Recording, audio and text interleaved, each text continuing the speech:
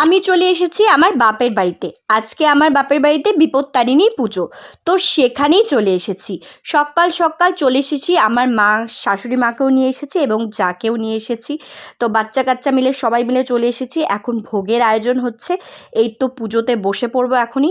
আর এদিকে দেখো আমার বোন, নতুন বউ, ও সুন্দর করে আলতা পড়ছে। নতুন বউ বলে কথা, ভালো লাগছে দেখতে, খুবই মিষ্টি লাগছে।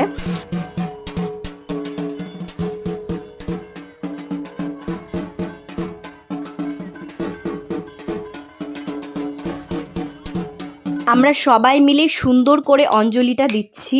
খুব ভালো লাগছিল। আর সকাল সকালই পুজোটা আমাদের শেষ হয়ে গেছে। তো বিপত্তারিণী মায়ের অনেক নিয়ম বিধি আছে, সেগুলো মেনেই পুজোটা করতে হয়।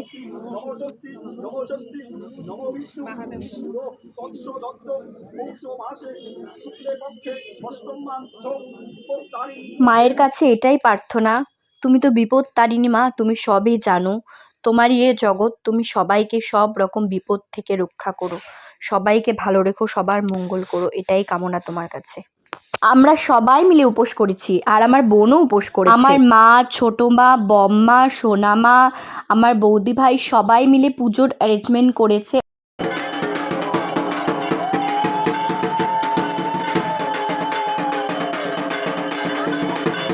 একটা পুজো মানে তো আর যেমন তেমন করে করা যায় না। একটা পুজো যখন করব তখন অনেক কিছু অ্যারেঞ্জমেন্ট করতে হয়, সেটার জোগাড় জানতি সবার অনেক পরিশ্রম থাকে। তো যাই হোক, পুজোটা খুব ভালোভাবে হলো, যজ্ঞটাও সুন্দরভাবে হলো। আমরা এখন সবাই বিসর্জন দিতে যাচ্ছি। এই ঠাকুরের নাকি পুজো দিয়ে কিছুক্ষণ পরেই ঠাকুরটা ডুবিয়ে দিতে হয়। তো এই জিনিসটা আমি নতুন জানলাম, কিন্তু তাড়াতাড়ি ডুবিয়ে দিলে না কেমন জানি লাগে। তো যাই হোক, যেটা নিয়ম সেটা তো করতেই হবে।